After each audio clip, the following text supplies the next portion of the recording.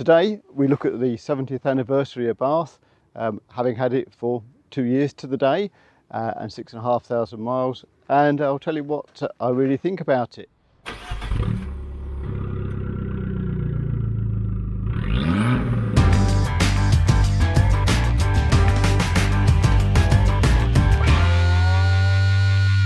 Hello and welcome to another edition of Wolfie's Wheels. Today we look at the 70th anniversary of Abarth, having had it for 2 years to the day and 6,500 miles, and I'll tell you what I really think about it. Is it good? Is it bad? Should you buy one? Should you try one? Well, who knows? I'm not going to go into any details about the car particularly because it's all contained in a previous video. This is, as I say, the 695 70th anniversary. They've made 1,949 of them. They come in special colours, they've got bits of kit on them, but essentially it's a competizione with some bits on it. This particular one is finished in the Monza green, which is exclusive colour for this car. It has the Campovola grey body kit on it. And the looks are, pretty divisive, if I'm honest with you. Some people like it, some people don't like it. I was in two minds. I still think sometimes I think it looks a bit like it's been driven backwards through a Halfords front window, and other times I really like it. But overall, I like it, and that's, for me, what really matters. So being based on the competizione spec, it's got the standard 1.4 injected engine, 180 brake horsepower. This one's got Brembo brakes on it, front and rear, 4 pots. It stops really well, and it's a real flyer. It's fitted with the Monza exhaust with a switchable valve in it, and as I say, I don't really want to go much into the overall spec of the car because that's contained in previous films that I've done on the car. This is really more about, after a couple of years, what's fallen off of it, what do I think of it, can you live with it daily, etc, etc. So let's start with what's gone wrong with my Fiat 500, Let's start with what's gone wrong with my Abarth 695 since I've had it in the past couple of years. And the answer, for all those people who like a bit of drama, is sadly absolutely nothing. It's been perfect. Then again, it's only done 6,500 miles, so what would you expect? But yet, no problems at all. That then brings us on to the next category. How practical is it to live with on a daily basis? How much room has it got in it, etc, etc. As you can see in the front, there's actually more than enough room for the average adult. I mean, if I just sit in the passenger seat, I've got plenty of leg room, very comfortable in many ways. These Seatbelt seats, they're very grippy around the side and down here. There is a bit of a problem with the Seatbelt seats insofar as when the door is shut, this is the adjuster of the seat and you can't actually reach it. So whatever you do, make sure the seat is in the right position for you before you start driving it, because you ain't going to change it on the move, not unless you come up to some red traffic lights. But overall, there's plenty of room in the front. What about the back? Move the seat like that and then push the seat forward and you can see in the back. To be honest, I ain't getting in the back of that. It's a two-seater for all practical purposes. It's a small city car. I wouldn't like to have to put children in the back in their seats. I don't even think it's got Isofix. So realistically, if there's 4 people in your family or you regularly take passengers, this is probably not really the car for you. If we just return for a minute for things that go wrong with these, one of the things that is known to break are these pull things for the seats. They are remarkably fragile. Mine haven't fallen off, but then, as I say, it's only 6,500 miles, so what do I expect? And I don't really put people in the back, so they haven't really been used to that extent. Anyway, let's put the seat back where it was. It slides back to memory where it was. But as I say, I wouldn't want to put anybody in the back. In terms of the practicality, well, it is a small city car. You can open the boot, obviously. There's not a huge amount of space in here, but it's enough for your weekly shopping. And these seats do actually fold flat. Both of them split on this particular car. You have to make sure the front seats are in the right place. I'm not going to go and manoeuvre around the front seat, but yeah, you get the idea. They fold flat, and the little top hat thing comes out, so you do get a lot more room. Certainly enough room to go to the tip with some rubbish, but you know, I'm not going to pretend it's not a big car. I did once get some furniture in the back of it. I'm going to try and put a picture in about sort of here, and that was a remarkably uncomfortable journey back from Goole. I shouldn't really have done it, but it's the only car I had on the day, so you have to go with these things, don't you? Talking about things that can and do go wrong with these cars, they are prone to breaking the door handles because they're hinged at the front and open at the back here, and over time they do generally fall off. It's a relatively easy DIY fix, but you can actually overcome a lot of the problem by opening the door by putting your thumb on there and pulling from the back, and then you actually use the hinge, whereas what a lot of people do is they sort of grab it and pull the whole thing out, which puts a big strain on that hinge. So to help extend the life of your door handles, do it the way I suggested, which is just, as I say, like that. Not a problem. So people talk about what's the build quality like on this car. Well, in reality, whether you agree or not with it, you are actually buying a Fiat 500, which is a cheap city car with a load of kit on it. So a lot of the fittings are actually straight out of the Fiat 500, so you don't get particularly nicely finished door cards along here, for example. You know, these are scratchy or whatever, and a lot of people complain about the scratchy plastics across here and things like that, but my honest opinion is it doesn't really matter, because all of the touch points in the car, which is, you know, the steering wheel and the gear lever, are actually great. So I don't get in a car and start running my hand along the plastic door trims. Don't quite know why people are so obsessed by this.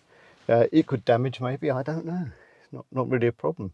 But as I say, build quality, yeah, you know, it rattles a bit. But there's one thing with these Abarths is kind of when you drive them, you forgive everything. And I don't know what it is about them, but you just do. All these little faults and foibles, you kind of think, yeah, well, I know, but, you know, I'm smiling. And that is very often the sort of the name of the game and what it's all about. So talking of that, let's go for a little drive. One of the things with the Abarth is it doesn't have the world's greatest turning circle or indeed ground clearance, so you do kind of have to be careful, but it certainly goes.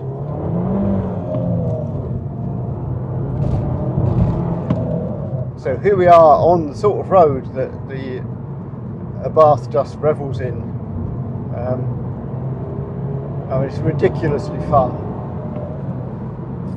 on these sort of roads, which is where I spend a lot of the time. If you want to drive the car and not want to be, if you like, mollycoddled and that, then the Abarth is in fact a fantastic tool. You know, if you want to be on it and drive it like you've stolen it, well, great. There's not an awful lot that's better on the market. What it's not quite so good at, in my experience, is the more gentle sort of driving, the sort of driving where you take your granny to the shops. It's definitely sprung and designed around getting a bit of a shift on, and it does that so well. But ultimately, to be honest with you, I'm finding after 2 years that it is perhaps a bit of a one-trick pony. If you want to drive the car fast and hard, brilliant. Take it by the scruff of the neck, throw it about, it would reward you immensely. But, you know, it's a bit of a all or nothing sort of personality in the car. And I think that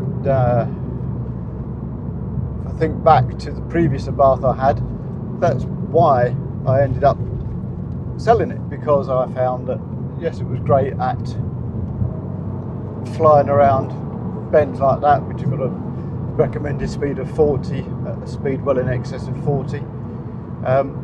Very good, it revels in that sort of thing, but as I say, it's when you want to not be on it, as it were, then it's not quite as accomplished. It's definitely bounces around a bit, and perhaps to an extent I've been slightly spoilt by Anne's Tesla, which has got, let's face it, okay, it's a more expensive car, but it's got vastly superior performance without all of the look at me Asbo type attractions. You know, the car's christened Asbo for a reason. But you know, if I sold it, would I miss it? Well, sure, yeah. I'd love to keep the car, but I'd also love something else that I could have spirited fun with, but perhaps also not break my balls every time I drive it. On the question of comfort on these Seatbelt seats, by the way, we'll just mention that. I find them very comfortable, but I think if you were of a larger frame, you probably wouldn't. But this bit here, which is this bolster, hopefully you can see it, yes you can. This little bolster here holds you in well, but I drove the car this summer for a few hundred miles over a couple of days, 300 or 400 miles, and I had a bruise on my arm, and it was actually caused by this bolster here.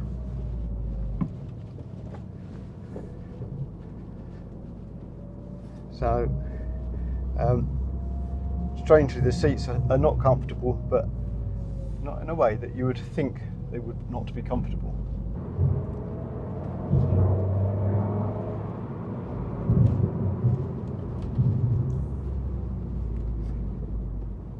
Let's flick it into sport there. I thought, it does change the whole dynamic of the car. I actually don't know whether it does anything with the mapping of the ECU, but it certainly feels different. Certainly opens the valve on the Monza exhaust, as you could hear, as it rasps itself away. Okay, so with the exhaust valve open,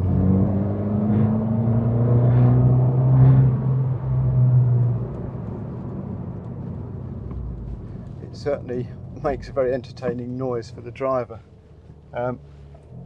Let's go this way. I'll be honest with you that I have no problems with a loud exhaust on my car, but I don't really like it on anybody else's. We don't live far from the roads we're driving on now, and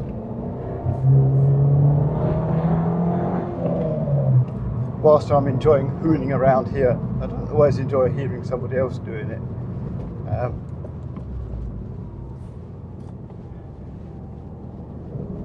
But I think that's why it's a slightly antisocial car, and why it gets called Asbo by me and a lot of other people. I suppose one of the disadvantages of it being quite an unusual car and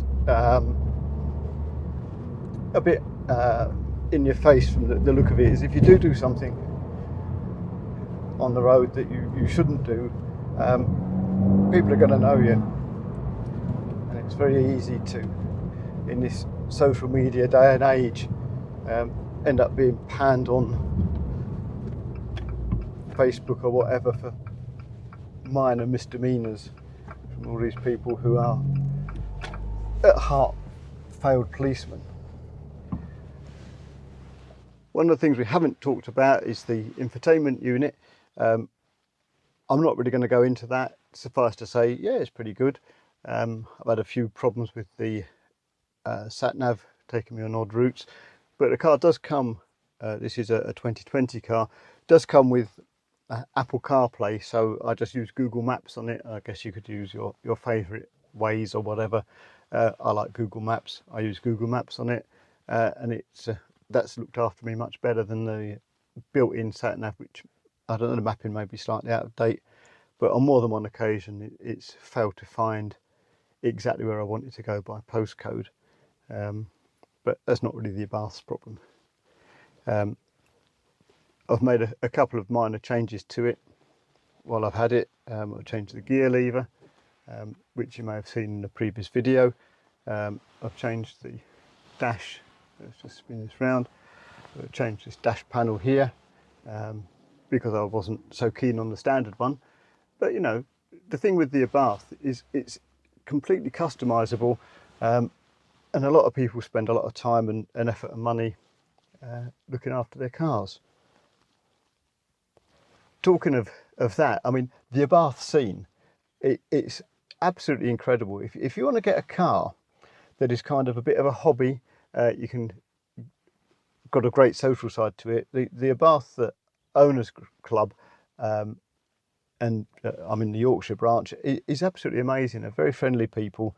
They do drive outs, etc., etc. So you could, you know, do a lot worse than getting one of these if you want to get yourself a bit of a social life as well. And I think, should the car no longer be mine, I'd probably miss the social side and the Abarth Scene as much as I'd miss the car. But you know, life does move on.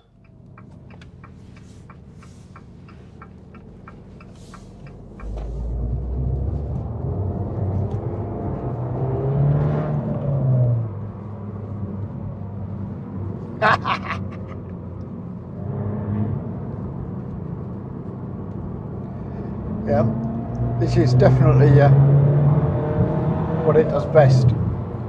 These sort of roads, good surface, few twists, some corners to make you smile. Just grips and grips and grips. Fantastic.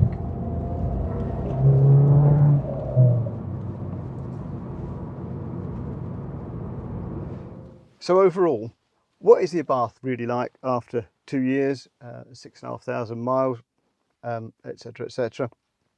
Well, to be honest with you, is it a good car? No. It's a great car. It's so accomplished at what it sets out to do that it's, in my opinion, knocks spots off of everything else. This particular one, the 70th anniversary, is it really worth buying one of these? Well, I know you can't buy one now, but you know, the premium that it was over and above a Competizione probably isn't worth the money. Probably, because it doesn't really do anything that a Competizione doesn't.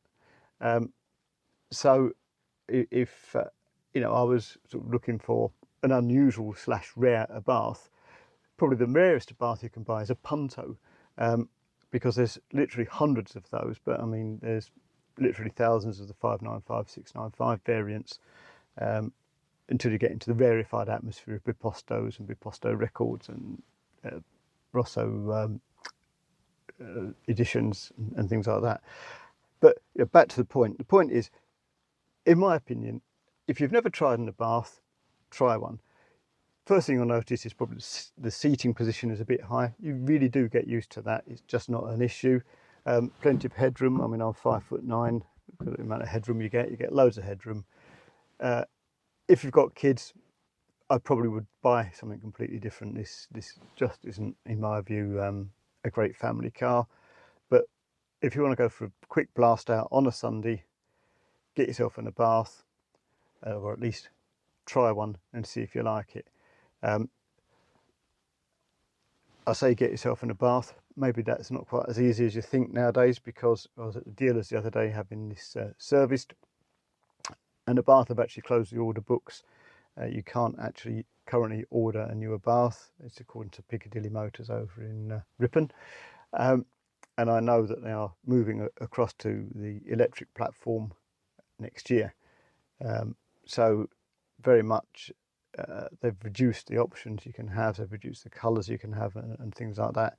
So if I were you, if you want one, get one while you still can. Anyway, I hope you've enjoyed the video. Thanks so much for watching. If you have enjoyed it, please feel free to share it, tell your mates, give it a thumbs up, or even subscribe. It all helps everybody. I don't make any money out of this channel. It's not monetized. Subscribing doesn't cost you anything and I get nothing from it. It just helps other people find the films if you think that they're worth watching. Anyway, thanks so much for watching, and I'll see you in a future edition of Wolfie's Wheels. Bye.